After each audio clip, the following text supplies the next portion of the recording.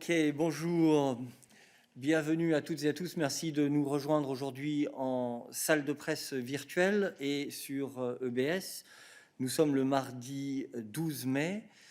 Comme toujours, j'ai quelques annonces, ou nous avons quelques annonces à vous faire. Mais la première, comme vous l'aurez certainement constaté, en tout cas les journalistes accrédités à Bruxelles, nous testons aujourd'hui un nouveau système de salle de presse virtuelle qui s'appelle Interactio et qui a l'avantage d'intégrer l'interprétation vers les langues dont nous disposerons pour soit le rendez-vous de midi, soit les conférences de presse, et dont le fonctionnement est très simple.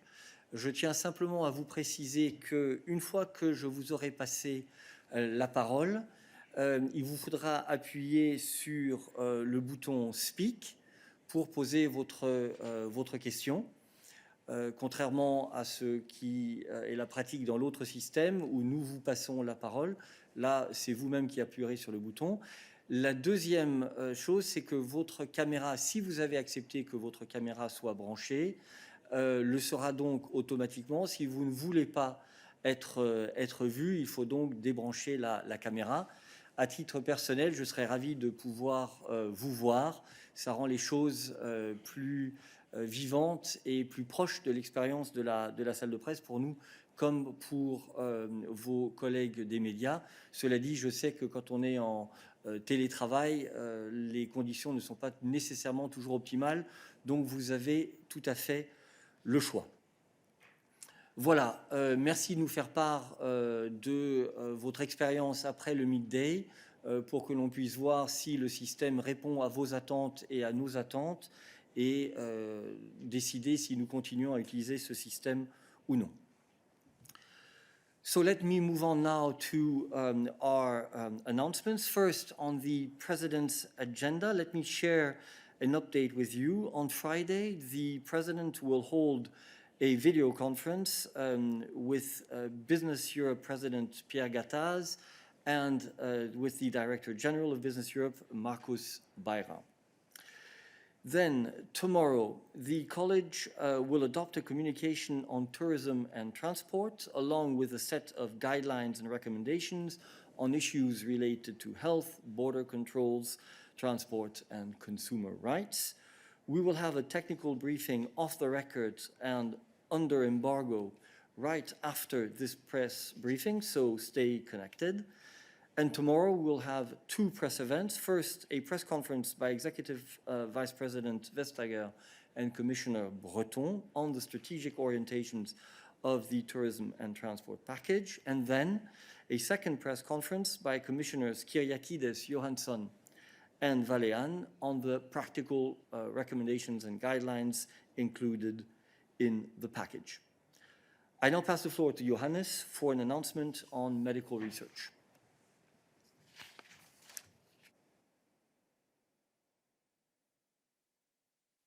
Thank you, Eric. Yes, we are pleased to announce today that 8 large-scale research projects working on treatments and diagnostics for the coronavirus will be granted a total of 117 million euros through the Innovative Medicines Initiative. This is a public-private partnership. These projects are selected in a fast-track call that we launched already in March. 72 million come from Horizon 2020. This is up from 45 million that were previously announced, while 45 million will be provided by the pharmaceutical industry and other partners. Some projects will work on developing diagnostic, and others will work on treatments. You will find more information, including the list of projects, in our daily news and, of course, in the press release that we published today. Okay, thanks, you. That was too quick. Sorry. Thanks, Johannes. Je passe maintenant aux vidéoconférences du jour. Les ministres européens de la Santé et la commissaire Kyriakides se réunissent en ce moment même par vidéoconférence pour discuter de l'impact de l'épidémie sur l'accès aux médicaments, en mettant l'accent sur la façon d'éviter les pénuries. Un compte-rendu de la réunion sera disponible sur le site de la présidence croate. Et aujourd'hui se tiendra également une vidéoconférence des ministres de la Défense, présidée par le haut représentant vice-président Borrell. Le commissaire breton y représentera la Commission européenne et ils discuteront des implications de la pandémie du coronavirus pour la sécurité et la défense. Il y aura une conférence de presse après la réunion vers 17h30 organisée par le Conseil. Voilà pour nos annonces d'aujourd'hui. Je passe maintenant la parole à James Crisp. James, you have the floor.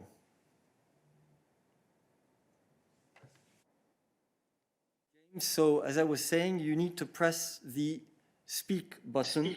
Voilà. Okay. Voilà. There you are. Can you hear me now? Not only can I hear you, You can see me. Lucky you, Eric. you need a haircut. Yeah, well, yes, I'm not the only one. In terms of the, a number of member states are discussing plans for quarantine. And Britain is also discussing plans for quarantine on visitors travelling into their countries. I was wondering if you could remind us what the European Commission's position would be on such measures, especially if, for example, there would to be some kind of discrimination between member states. If there was to be, yes, we will allow people from country number X, but not from country number Y at this stage. What is the Commission's position, please? So this would be for Stéphane.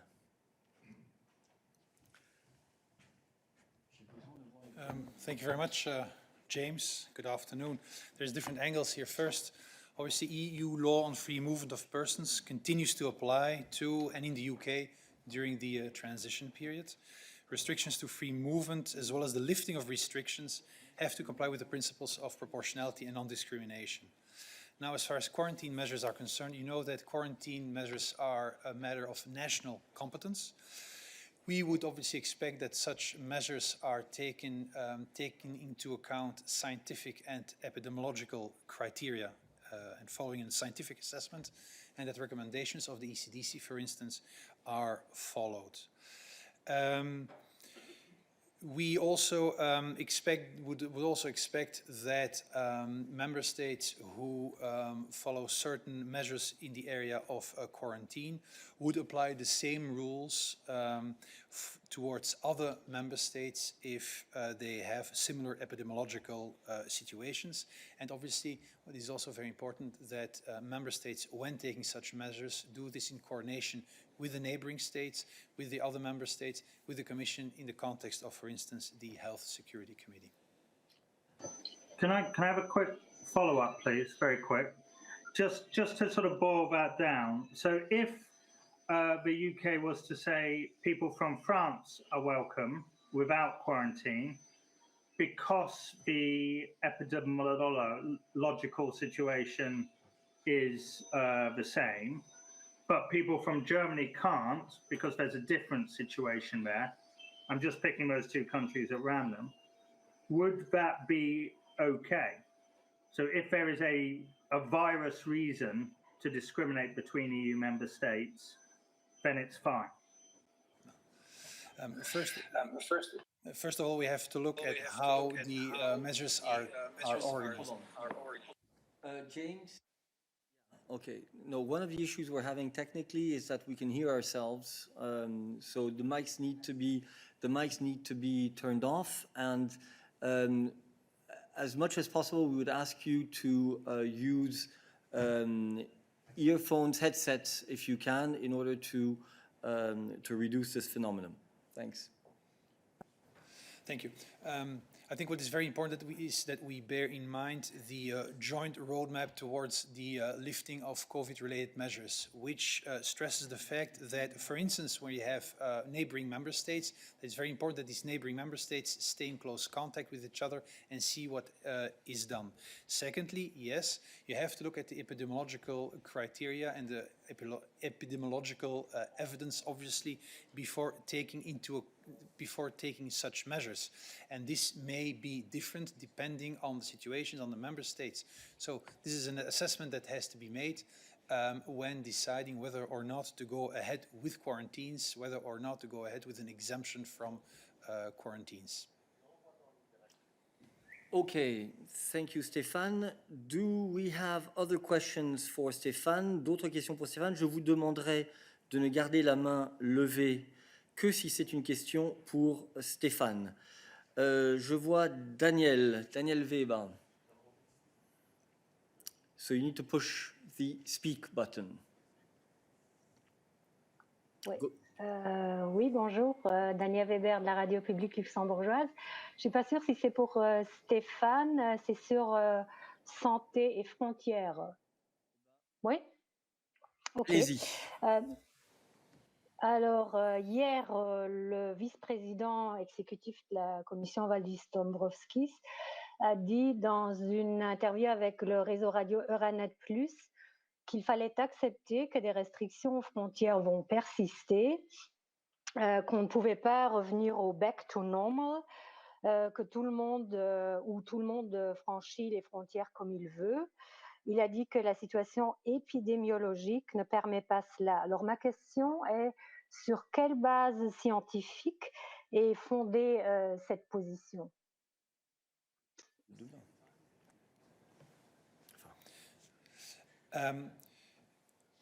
Thank you.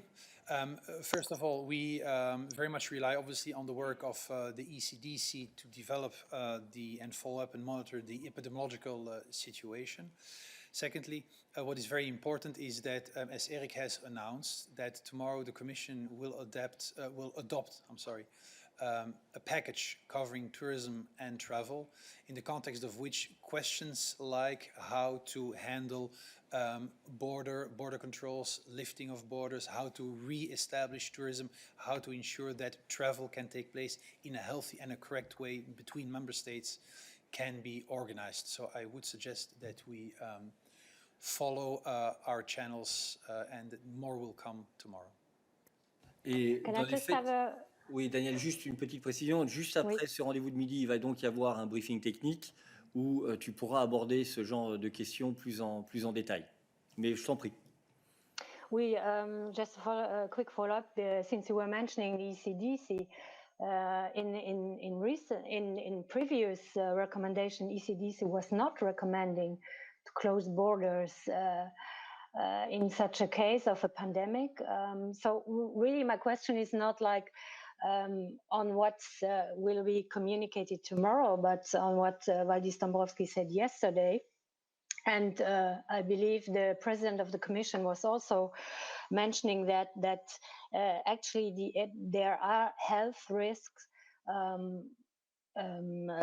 justifying the closure of borders, and they must base this on scientific knowledge, I guess. That's my question. Absolutely. Well, when you look, for instance, at the joint roadmap towards the lifting of the confinement measures, you will see in there's a whole lot of criteria, several very important criteria which have been established to go ahead with lifting of some of these measures, reinstalling or making sure that we don't have issues at the border anymore. Criteria which have been identified there are epidemiological criteria, are the fact that we have to look at the health system capacities, but also that we have to take into account the monitoring capacity of member states. We need to make sure that we have enough monitoring in place, strong monitoring in place, which allows us to take these steps. So, and this all has to be done on the basis of a very scientific approach, where we rely obviously on the input of scientists of the ECDC. Just one last Daniel, maybe follow-up, if I may. Please. Yeah, last one, please. Yeah, the thing I don't understand is why do we take borders here as a limit? Because we know that from region to region, the situation can be very different, and it's not really the border that makes the difference. So that's really my question also. If you will see that also the joint roadmap on the lifting of the measures also refers indeed to the importance of having figures and scientific evidence relating to regions, because it's important. You can have different situations in different regions. So this is effectively an element that has to be followed up.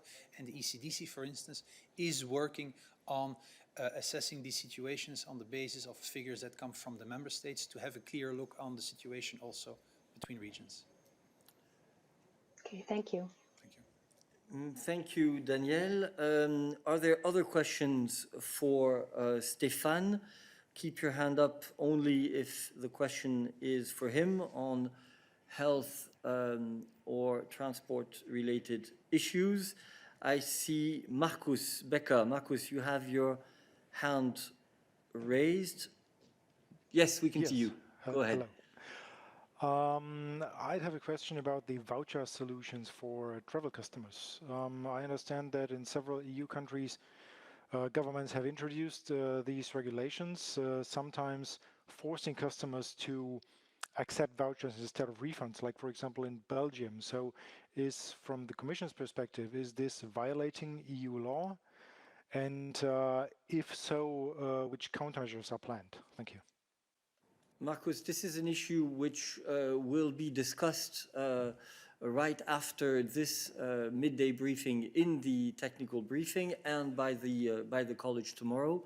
So I would ask you to bear with us and to ask your question in that context. Yep, but maybe if I just have a little follow-up. This is not about the what will be communicated tomorrow, but this is about things already in place and things the commissions, like for example, Commissioner Reinders has talked about, like the Commission's willingness not to accept any infringement on the rights for customers to get refunds. Precisely what's going to be discussed in the package. So I think my answer would remain the same. Bear with us for a short while, and you will be able to address this issue with specialists from the Directorate General and tomorrow with the commissioners. Okay, I see lots of other hands raised. I guess still for Stéphane. I see Griselda. Griselda, bonjour. Tu as une question pour Stéphane? Mais je suis ici. Écoute, j'aimerais savoir, pas dans les détails, mais tu sais, en Espagne, il y a eu un gros débat à propos d'un avion qui n'avait pas d'espace de sécurité entre les voyageurs. Et j'aimerais savoir si vous allez répondre à ça, si vous considérez qu'il est nécessaire qu'il y ait d'énormes care pour la sûreté des voyageurs et des passagers, de personnes qui font le travail dans les avions, ou si ça va être laissé aux critères de chaque État membre. Merci pour ta question, Griselda. C'est aussi une question que tu pourras aborder dans le briefing technique et la conférence de presse de demain. C'est un des sujets, évidemment, dans les orientations qui seront adoptées par la Commission demain. Donc, je t'invite à poser ta question dans ce contexte-là. Je te recommanderais aussi, si tu le souhaites, de te reculer un petit peu par rapport à ta caméra pour que l'on puisse te voir en entier et non pas simplement ta coiffure. Voilà, parfait. C'est beaucoup mieux. Ah, c'est pas ma coiffure. Voilà. Ah, tu me vois maintenant. Très bien. Mais moi, je ne vous vois pas. C'est très intéressant. On pourra te mettre... Eric, je voudrais juste te dire que j'accepte bien le briefing technique, j'en suis très contente. Et aussi savoir que demain, nous aurons conférence de presse. Mais du point de vue de ces voyageurs qui se sont bagarrés dans l'avion, j'aimerais savoir si vous attendez à répondre à ça, aussi ça, c'est une question à résoudre dans les États membres. Je te le dis parce que pour les gens qui se sont battus avec une certaine angoisse face à ces droits, ça serait important de savoir s'il y aura une réponse européenne à ça ou pas. Juste si tu peux répondre à ça, après la réponse, vous pouvez nous l'expliquer dans le briefing technique, on peut attendre demain, il n'y a pas de problème. Désolé Griselda, on ne sait pas à quoi tu veux que l'on réponde. À l'incident qui a eu lieu dans l'avion ? Oui. Personnellement, on n'est pas au courant de cet incident, donc on ne peut pas juger de faits dont nous n'avons pas conscience. Je suis désolé, il faudra qu'on revienne vers toi bilatéralement sur cette question. On n'est pas au courant de cet incident, tout simplement. Désolé. Ok. Donc, encore une fois, je voudrais vous rappeler à tous et à toutes que nous allons avoir un briefing technique sur le sujet. Et donc peut-être que l'on pourrait passer à un autre sujet. Mais je vois Gabriella. You had a question for Stéphane. You need to push your speak button. Ah, okay, so bad connection it seems. David Carretta.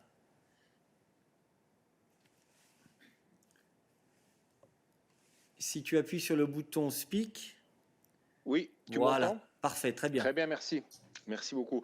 Si je peux revenir à la question origine de ce débat, je voulais demander à Stéphane s'il y a un avis scientifique qui justifie les frontières et les contrôles aux frontières. Si AC/DC a donné cet avis, ou si au contraire on est en train de nous répéter des justifications, disons, politiques pour ces frontières sans qu'il y ait un vrai avis scientifique. Merci. Merci David. Bon, je pense que l'approche qui a été suivie, c'est une approche avant tout épidémiologique et scientifique. Lorsqu'il s'agit de vérifier ce qui doit se faire dans le cadre des frontières, c'est une question de vérifier quelle est la situation épidémiologique des deux côtés de la frontière et de voir dans quelle mesure des mesures peuvent être prises, soit dans le cadre d'imposer des contrôles, soit dans le cadre de mettre fin aux mesures de confinement qui ont été établies. Donc c'est une approche, je dirais, scientifique que la Commission a toujours préconisée dans toutes ses décisions et dans tous les programmes et policies qu'elle a développés là-dessus.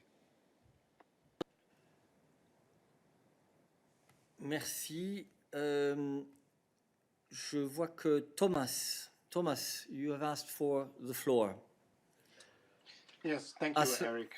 Okay, and David will come back to you afterwards. Sorry. Go ahead, Thomas. Thank you. It's on the same matter, the ECDC and what it can deliver to this question. In my recollection, the ECDC was tasked by the joint roadmap to prepare a list or a map of countries and their regional epidemiological situation. Now, when I looked up on ECDC's website yesterday, there were just some data from end of April for 6 countries and not very differentiated at all. So when will ECDC really live up to that task, and why is that apparently so difficult until now? Thank you. Thank you.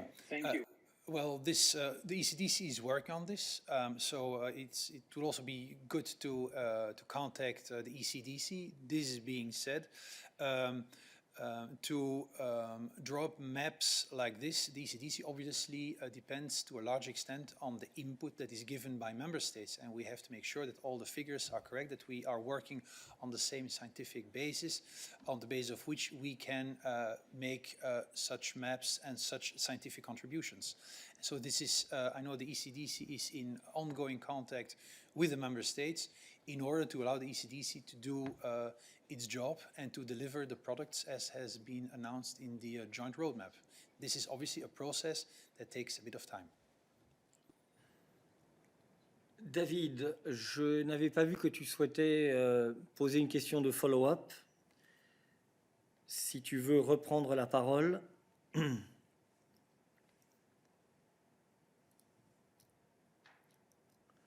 Il suffit que tu appuies sur Speak. Voilà, désolé.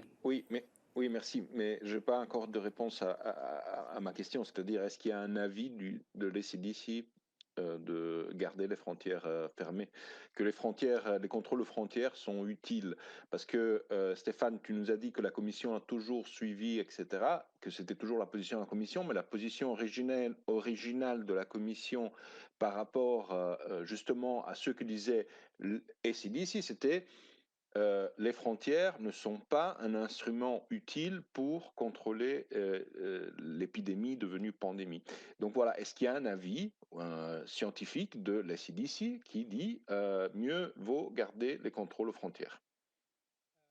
Merci David. À ma connaissance, ce n'est pas le cas. Je vais évidemment vérifier pour être vraiment sûr là-dessus. Ceci étant dit, l'ECDC ne se prononce pas sur les frontières en tant que telles. L'ECDC est une agence qui fait le monitoring, le suivi, qui établit des recommandations dans le domaine épidémiologique. Comment est-ce qu'on peut mieux, quelles sont les situations épidémiologiques, quelles sont des bonnes recommandations et comment est-ce qu'on peut mieux gérer des crises telles que le corona. Donc, le mandat du l'ECDC est un petit peu différent à ce niveau-là. Mais je vais revenir sur toi pour voir s'il y a un guideline ou un avis quelconque dans cette direction-là. Merci. Donc, je vois encore des mains levées. Je suppose pour Stéphane. Tom. Donc, il faut juste que tu appuies sur ton bouton Speak. Oui. On Oui. t'entend. Vas-y. On m'entend. D'accord, ok. Oui, est-ce qu'il y a une base légale, une régulation ou une directive qui oblige les États membres d'échanger des données, des informations épidémiologiques entre eux et avec la ECDC? Ou est-ce que ces informations sont standardisées d'une manière ou d'une autre? Merci beaucoup. Nous avons je pense que c'est un règlement de base qui a établi le ECDC, qui est la base juridique pour le travail de l'ECDC. Ceci étant dit, comme vous savez, le développement des policies de la santé, c'est une compétence des États membres, mais nous avons mis sur place toute une série de mécanismes de coordination qui permettent aux États membres de faire un échange entre eux, avec la Commission et avec le ECDC. Parce que pour être en mesure de donner une bonne réponse à ce qui se passe maintenant, la crise actuelle, ce n'est pas possible sans avoir cette coordination entre les États membres. À part ça, nous avons, c'est un autre instrument de coordination, le Early Warning and Response System, aussi géré par le ECDC, qui permet justement les États membres à tenir les autres États membres et les ECDC au courant de ce qui se passe dans les États membres au niveau de la situation épidémiologique ainsi qu'au niveau des recommandations et des mesures qui ont été prises. Ok, parfait, merci. Gabriela, is your question for Stéphane? You need to push the speak button. Can you hear me now? We can indeed, yeah. Okay, thank you very much. So this is indeed about borders.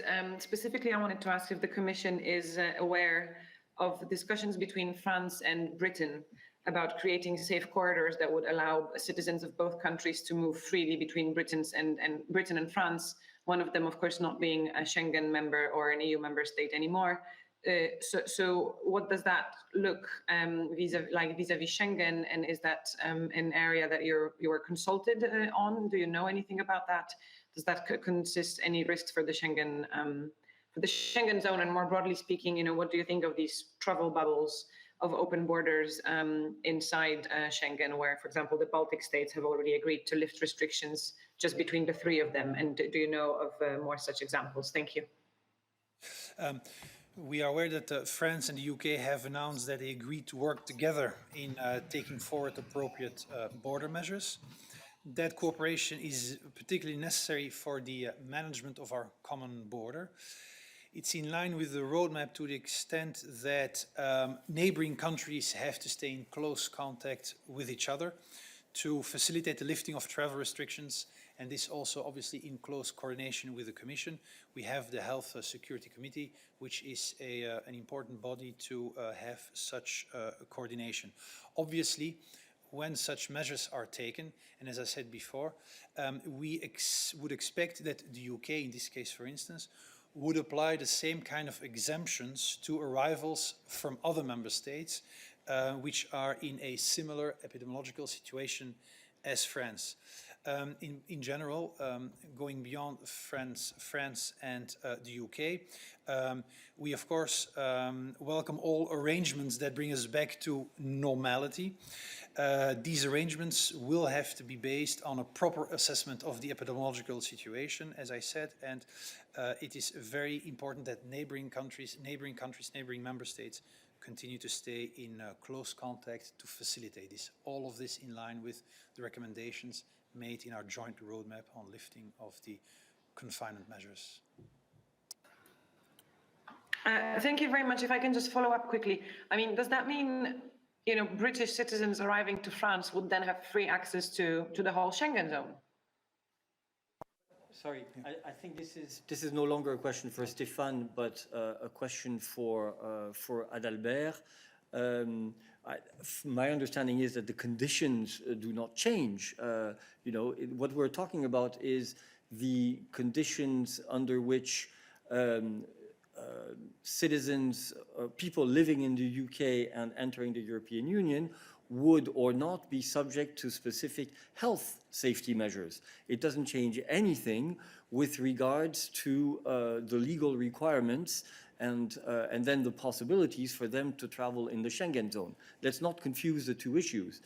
Okay, we're not saying that suddenly the conditions under which third country nationals entering Schengen through Calais would change. Not at all. What we're saying is that we understand that the French and the British have been discussing conditions under which they would not be imposing health-related measures for those travelers.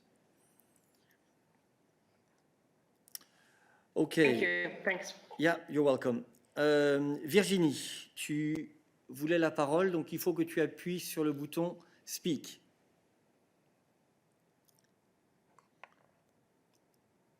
Vous m'entendez là? Nous t'entendons. Nous ne te voyons pas, mais nous t'entendons. Oui, parce que ma caméra est sur mon portable qui est de l'autre côté. Enfin bon, bref. C'est compliqué. Il faut que j'enlève l'imprimante. Enfin, c'est galère. Pas de problème. Donc, oui, j'avais deux questions parce que vous nous dites quand même depuis le début de cette histoire que la coordination entre États membres c'est très important et que c'est ce qu'on essaie. Virginie, excuse-moi, on t'entend très très mal. Est-ce que tu peux je sais pas où est le micro. Vous m'entendez éloigner un peu le téléphone? Et là? Voilà, là c'est mieux. Là, c'est mieux? D'accord. Alors, vous nous dites depuis le début que le rôle de la Commission est très important en matière de coordination, puisque les histoires de santé relèvent des États membres. Et en revanche, on s'aperçoit que donc sur les CDC, ce que relevait mon confrère, je ne sais plus lequel, les États membres ne se coordonnent pas assez, ne donnent même pas les informations de base sur l'état épidémiologique dans leur pays et que les CDC n'arrivent pas à faire de carreau. Je suis un peu surprise par ça. Et deuxième chose, la question vous a été posée plusieurs fois de y a-t-il une raison épidémiologique qui justifierait une fermeture des frontières? Donc, si j'ai bien compris votre réponse, c'est non. En tout cas, pas à ce stade et pas qu'on sache.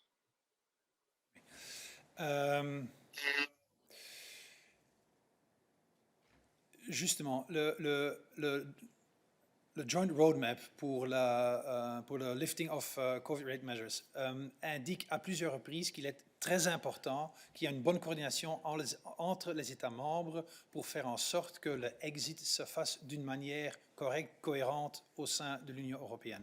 Ce Joint Roadmap a été accueilli par tous les États membres très favorablement et c'est suivant ce roadmap que plusieurs initiatives ont été prises dans le domaine de la santé, par exemple, entre autres, pour assurer une bonne coordination. Justement, il y a chaque semaine des réunions entre le commissaire Kyriakides et les ministres de la Santé des États membres pour se tenir au courant de la situation, pour assurer qu'une bonne coordination ait lieu.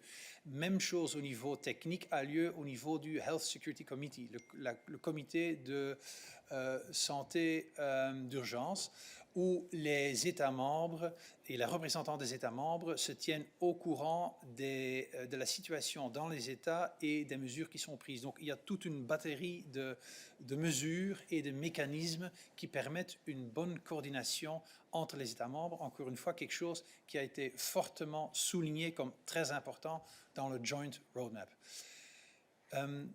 La deuxième question, Oui, Virginie, effectivement, on a dit qu'à notre connaissance, il n'y avait pas un avis formel de ECDC sur les frontières dans ce contexte-ci, mais Stéphane allait vérifier pour être absolument certain et on reviendra vers vous avec cette information dans le cas contraire. Okay, now I see Thomas Miglierina. Thomas, is it on this? You need to press the speak button. Il faut appuyer sur le bouton speak.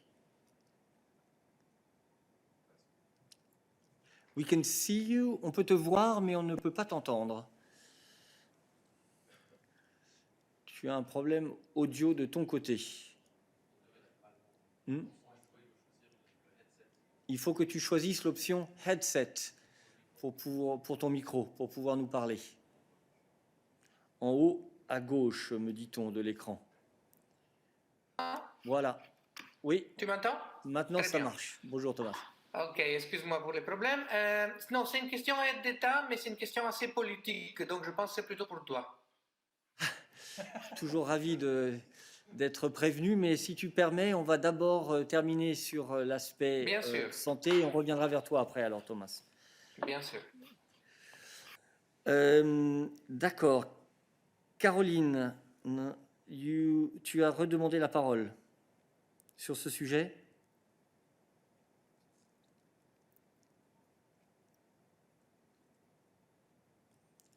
Il faut appuyer sur Speak.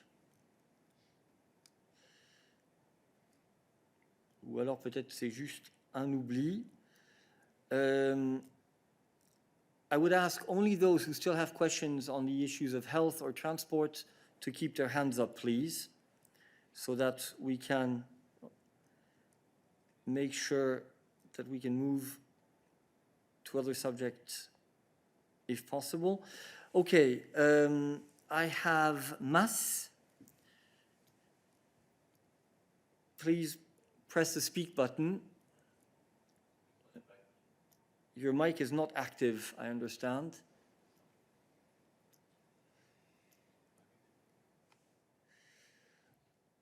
Okay, we will move to Michaela. Michaela, appuie sur le bouton Speak.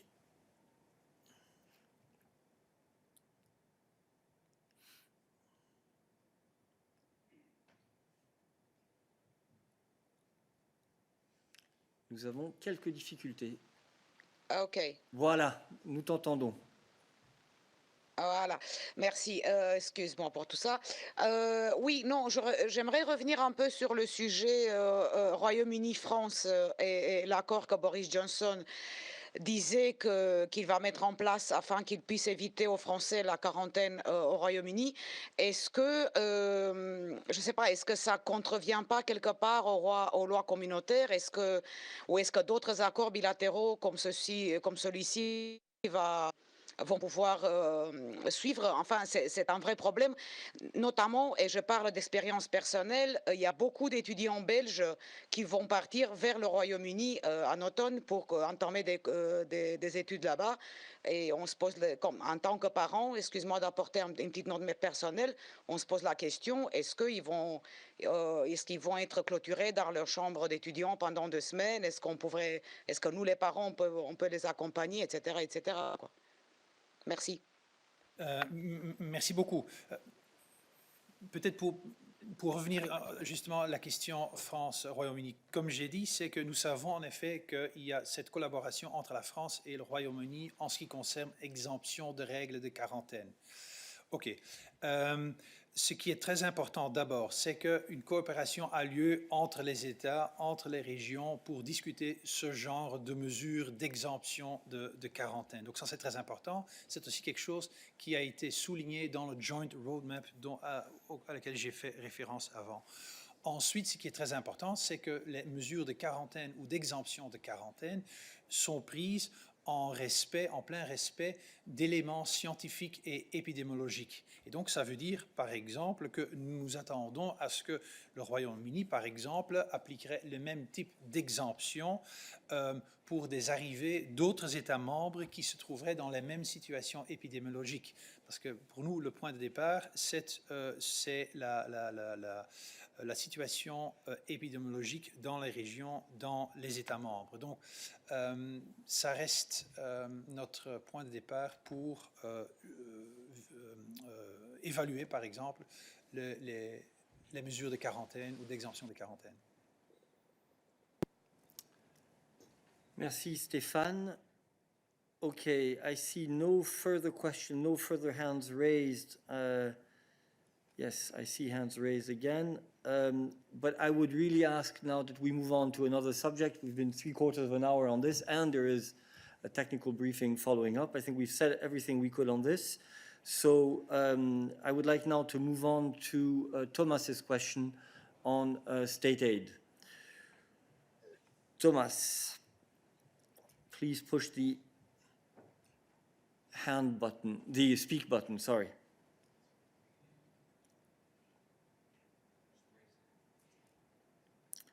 Go ahead, Thomas.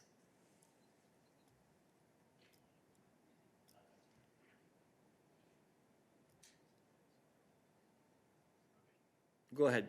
Yeah. Vas-y. On a de nouveau le problème, on ne t'entend pas de nouveau. Il faut que tu aurais...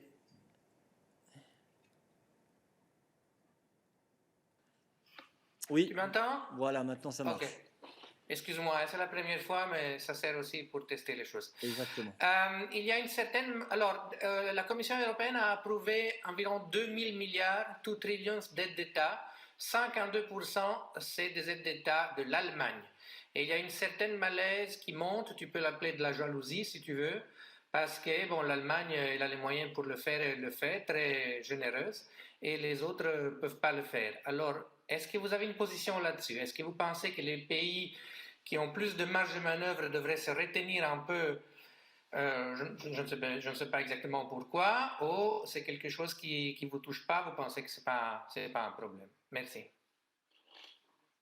C'est une question qui a déjà été évoquée en fait plusieurs fois ici en salle de presse, et Ariane a eu l'occasion d'y répondre. Donc je voudrais commencer par lui passer la parole sur ce sujet et les conditions dans lesquelles nous exerçons aussi à l'heure actuelle notre contrôle sur les aides d'État. Ariane. Oui, mais si je peux me permettre, on connaît les conditions, mais je me demandais à l'intérieur des conditions s'il y a un élément politique. Si tu permets, je voudrais d'abord passer la parole à Ariana et ensuite on y reviendra. Ariana.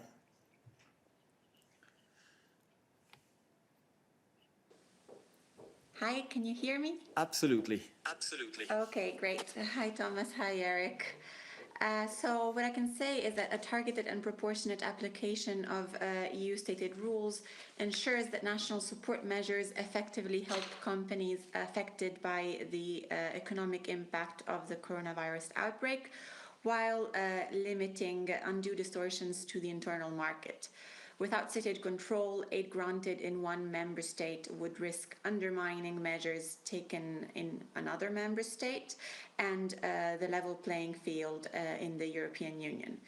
In other words, stated control is necessary to preserve the single market in the European Union and cohesion, and also to enable the European economy to recover from the current crisis and bounce back strongly afterwards.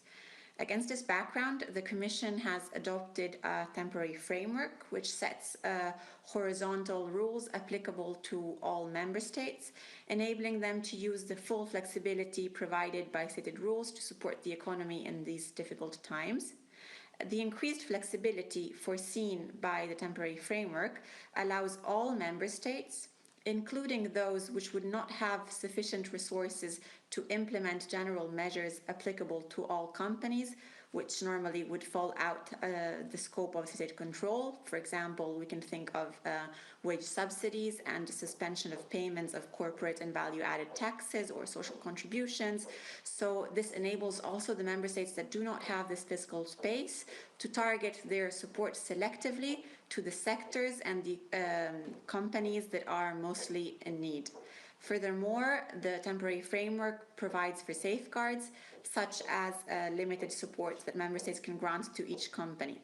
This aims at avoiding that member states overcompensate their own companies, preventing undue distortions to the level playing field in the single market. So, in other words, can you turn off your mic, Ariana, please? Thanks. In other words, Thomas, yes, absolutely. This is a consideration that we have taken into account. And as Ariana has described in quite some detail, the temporary framework actually has looked into this issue and set a certain number of criteria and conditions in order to ensure that there is no distortion of the internal market. I would add to that one extremely important element, and it is that the President has consistently said that we need a recovery plan that enables us to activate investments across Europe in a fair and balanced manner, in a manner that does not deepen any divide between member states from an economic point of view, but on the contrary, allows Europe to move out of the crisis together, coherently. And this is why we have said that, in our view, the best tool in order to activate this recovery plan is the multi-annual financial framework proposal on which you know that we are currently working. Can I have a little follow-up, Eric? Yes, sure. Okay, it was actually for Ariana because it was her who said it. Ariana, you said proportionate. Is that left to the appreciation of the Commission, or there are rules when you say that the intervention has to be proportionate? Ariana.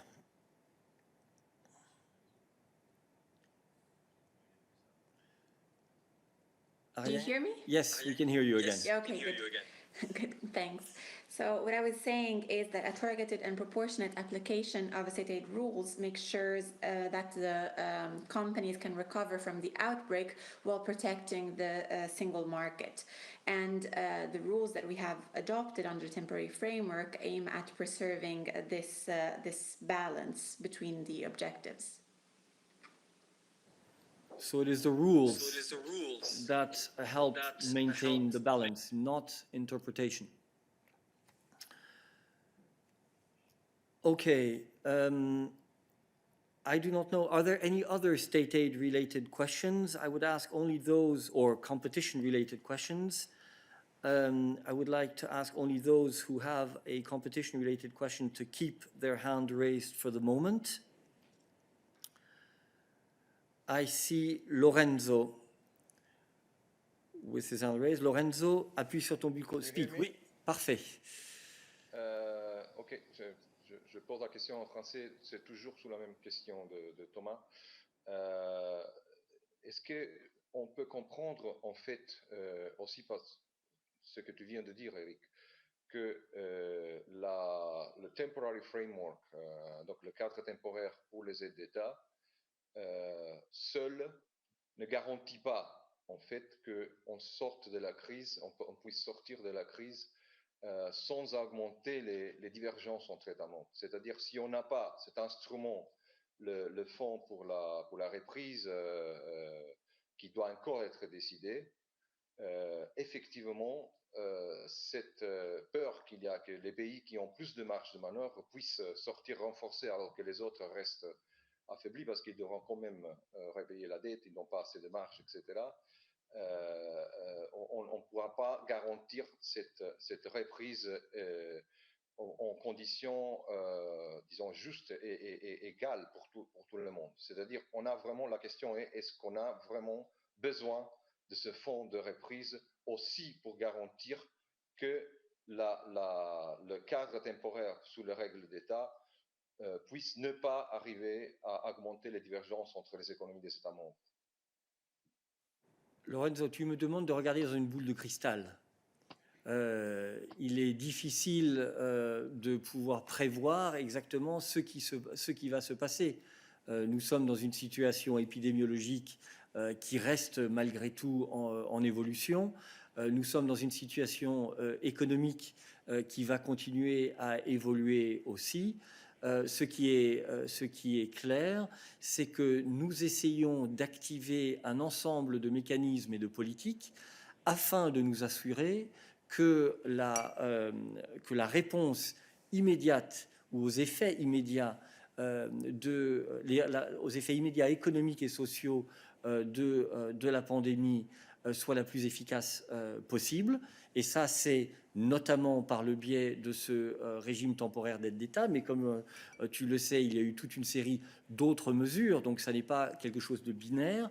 Il y a les mesures qui ont été adoptées par l'Eurogroupe récemment. Il y a le déclenchement de la clause généralisée de sauvegarde du pacte de stabilité. Donc, il y a un ensemble d'outils qui ont déjà été mis en œuvre afin d'essayer d'assurer que les États puissent répondre, chacun en fonction de ses moyens, mais aussi avec tous les moyens dont ils disposent, aux effets de la crise. Et nous pensons que, en plus de cela, il faut bien entendu que nous venions maintenant avec une réponse coordonnée en matière de relance qui visera à renforcer encore la cohésion de la reprise. Mais je pense qu'on est très très loin d'un choix binaire entre oui ou non simplement le cadre temporaire d'aide d'État, étant donné que nous avons déjà activé toute une série d'autres mécanismes. Alors, si nous restons toujours sur le même sujet, je vois que Lawrence, you have your hand raised. Is it on this issue? If you press the speak button, please.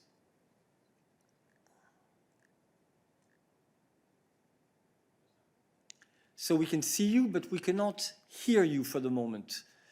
If you can check the audio settings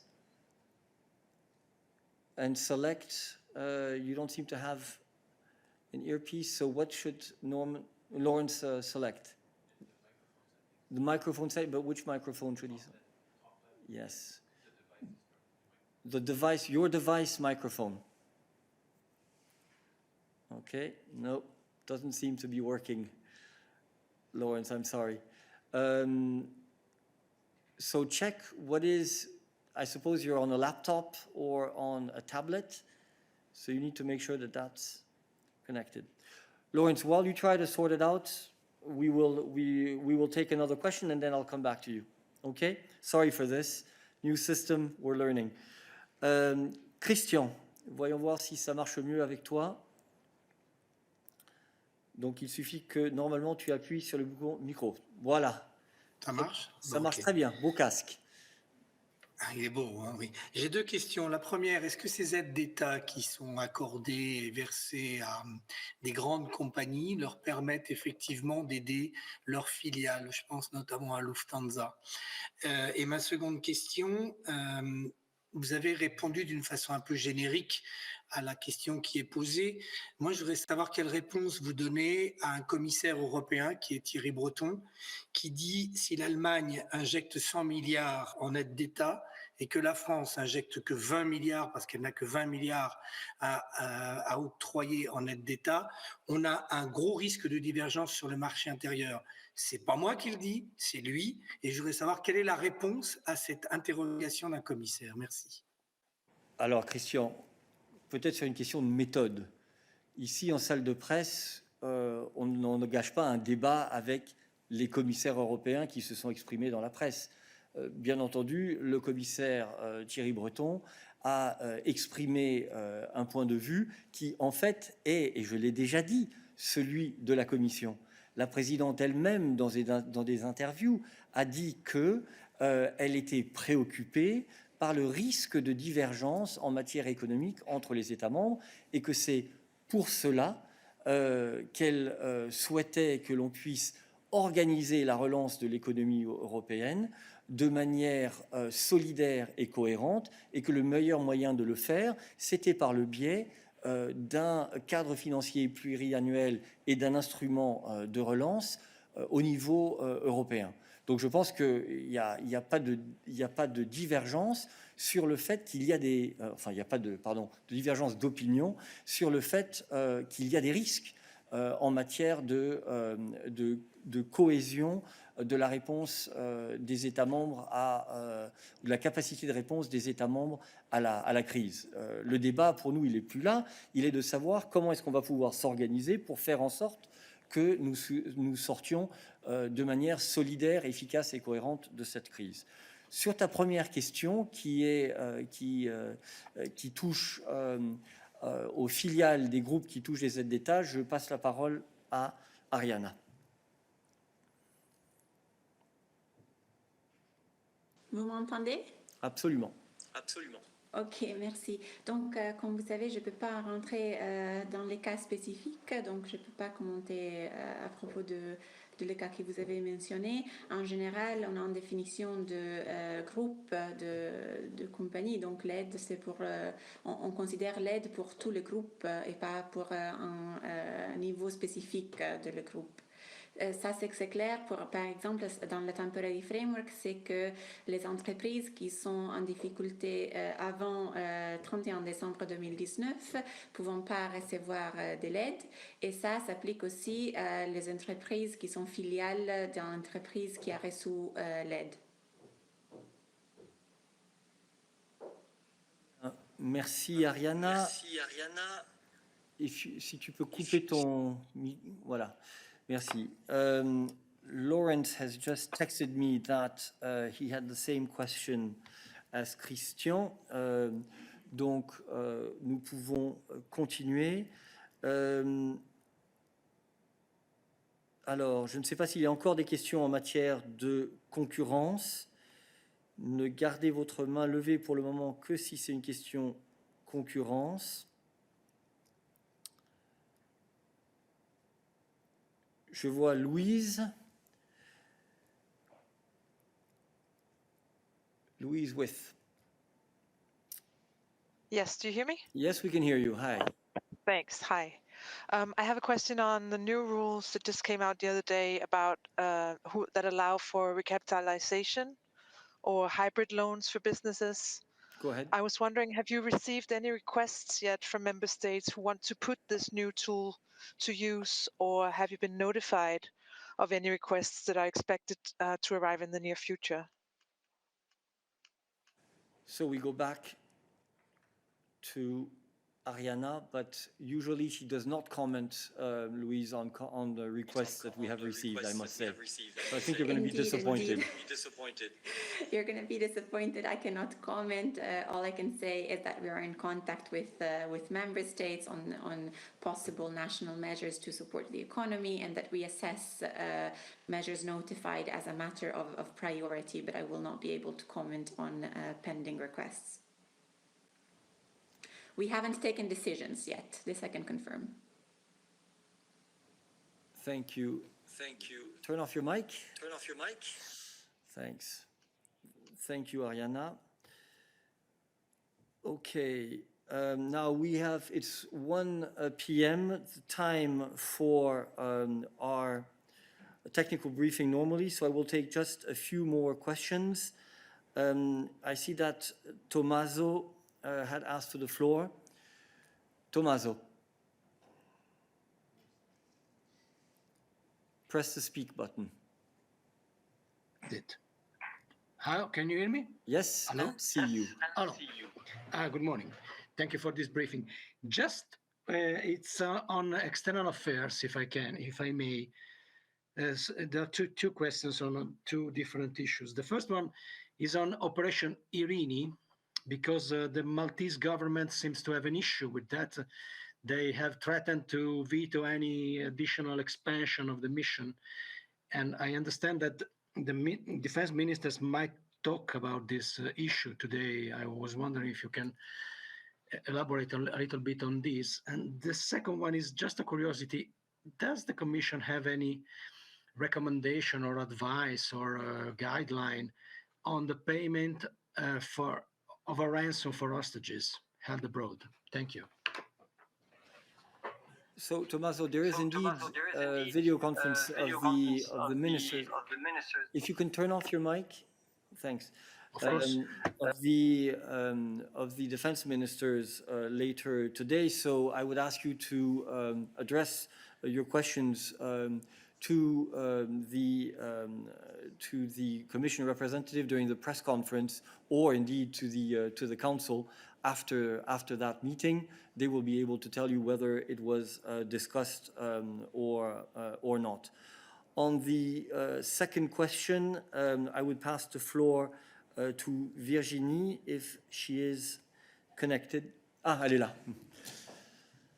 I get lost in my colleagues who are here and who are online.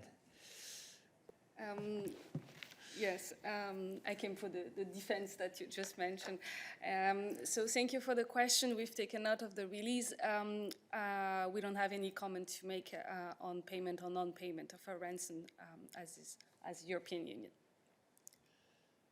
Okay. May I have just a short follow-up? I didn't ask if you have a comment on that. I just asked if the Commission has any guideline on this issue or not. Thank you. I have to admit that I'm not aware of any guidelines in this regard. I would need to check in order to make sure that I have a bulletproof answer on this. It would seem to me that this is more a competence of the member state, but I'm going to check and I will get back to you. Okay, thank you very much. As per our agreement with API, we are going to limit today the press briefing to the agreed 1 hour, because we have now a technical briefing with high-ranking colleagues from various Commission services who will answer your questions on the travel and tourism package that will be adopted tomorrow. Thank you very much for having taken part in this test. I think the system works quite well, but we need to make some adjustments. One thing my colleagues tell me is that using headsets helps us and will help you in understanding us better and ensuring that there is no echo. We will meet you again tomorrow for the college readout and subsequent second press conference after that. But in the meantime, stay connected for the press briefing. Thank you very much.